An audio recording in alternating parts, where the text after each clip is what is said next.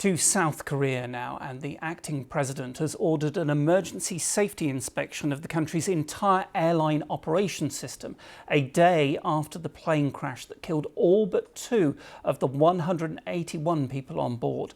The pilot of the jet is believed to have radioed air traffic control to say the aircraft had suffered a bird strike shortly before crash landing and exploding. Well, this is the scene live at Muan International Airport, where you can see the wreckage is still there and a huge amount of the emergency services are combing that area, trying to find, amongst other things, the DNA of those many people who perished when that plane crashed. Let's go live to our correspondent Rupert Wingfield-Hayes, who is also at the airport. And Rupert, it is still a case of more questions than answered at the moment. It really is, and as you say, the pictures that you were showing, that's the same as the scene behind me here, floodlit around the tail section of the aircraft, which is really the only piece of the aircraft that resembles an aircraft at all now. So the investigation is going into the night here. The searching through the wreckage is going into a second night here.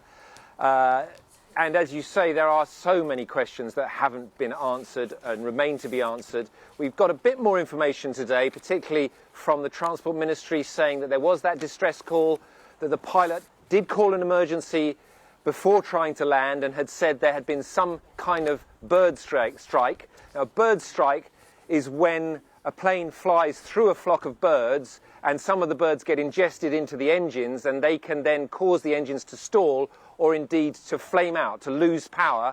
And that, in the final, if you're in final approach to a runway, that can cause a very dangerous situation. But it doesn't normally end up in this sort of crash. So it's apparent that there are more factors involved here. Why did the plane land without deploying its landing gear? Why was it a belly landing? Why was it landing so fast? Why did it land halfway down the runway at speed, meaning there was really no room for it to slow down before it hit these obstacles at the end of the runway and then burst into flames? So this investigation is going to be very difficult. They have recovered the flight recorders. That's the cockpit data voice recorder and the flight data recorder.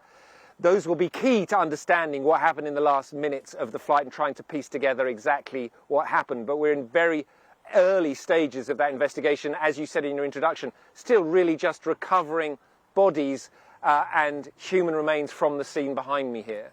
What about the families who are waiting for that information and that DNA detail to be able to confirm, I suppose, that their loved ones had died? Yeah, it's a really very terrible scene inside the airport terminal, where you can hear wails of people. You go inside the terminal, you can hear family members wailing. The anguish is still very, very raw, very, very real. But there's also been, I think, anger growing today from the relatives. They've been demanding to know more, to have answers, and also to be able to see the bodies of their relatives. Inside there was shouting from people at officials today, and that gives you a sense of the tension that there is here and the real visceral sense of loss, which you can quite understand. This was a plane full of families.